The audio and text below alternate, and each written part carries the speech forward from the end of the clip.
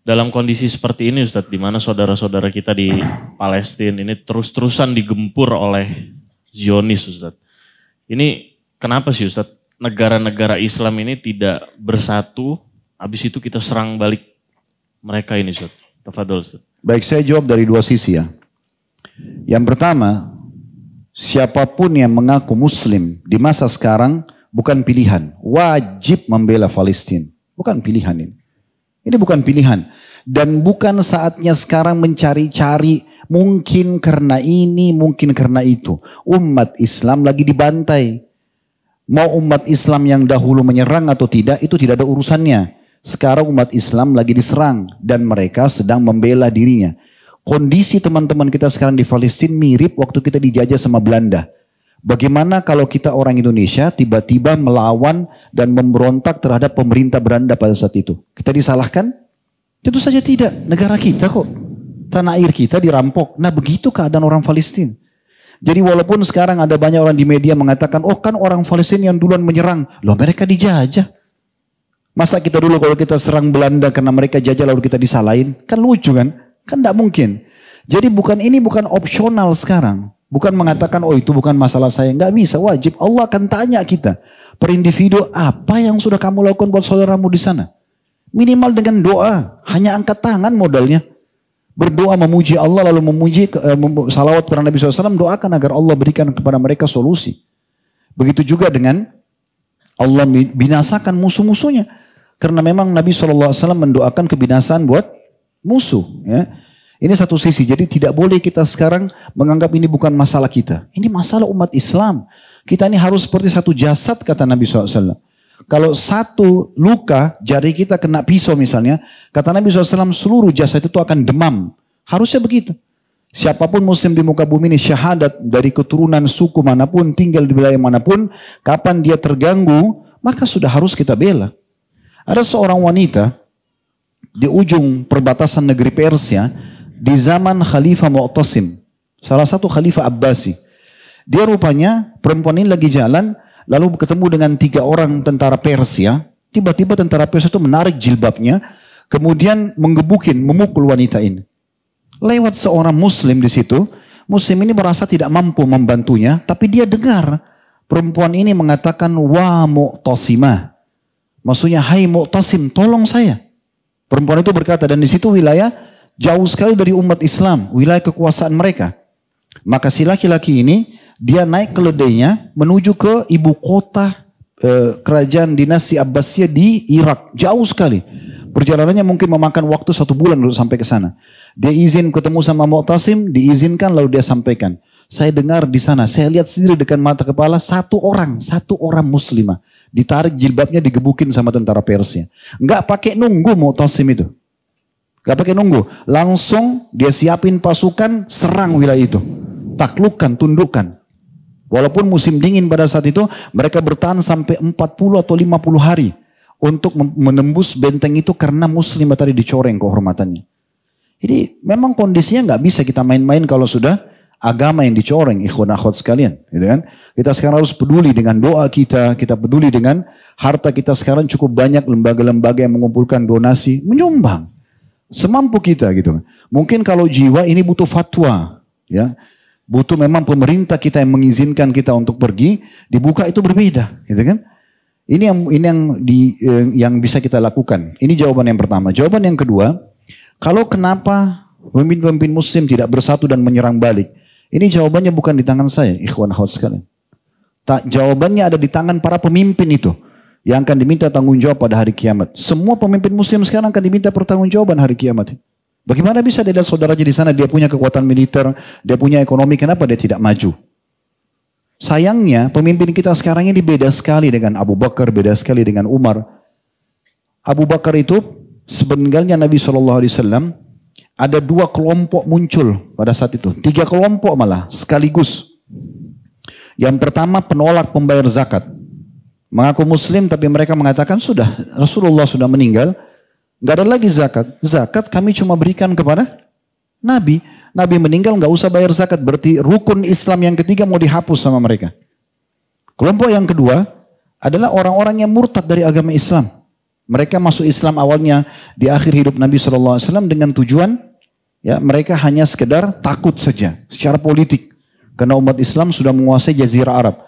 Mereka Muslim imannya banyak yang murtad. Kelompok ketiga, munculnya Nabi palsu, Musailam al-Kadzab dan Aswad al-Unsi. 3 kelompok besar di Jazirah Arab yang muncul. Waktu itu kekuatan umat Islam tidak lebih daripada 20 sampai 25 ribu pasukan. Semua yang produktif, prajurit yang produktif. Sisanya orang tua sama anak-anak kecil. Apa yang terjadi? Abu Bakar langsung membentuk pasukan di awal khilafahnya beliau. Lalu kemudian mengutus untuk menyelesaikan 3 perkara ini. Sampai Umar saja yang sangat tegas. Umar itu sampai mengatakan, ya Abu Bakar, kenapa? Karena Abu Bakar mengangkat Umar sebagai penasehat. Ya Abu Bakar, kenapa kita nggak kirim saja dai ke sana? Ceramain mereka, dakwai mungkin mereka sadar. Abu Bakar dengan tegas mengatakan, saya pasti akan memerangi demi Allah seseorang yang tadinya membayarkan zakat ke masa Nabi SAW walaupun dengan tali kekangan kuda atau ikatan atau seekor domba yang pernah dibayar kepada Nabi SAW lalu mereka berhentikan. Lalu keluar pasukan tersebut.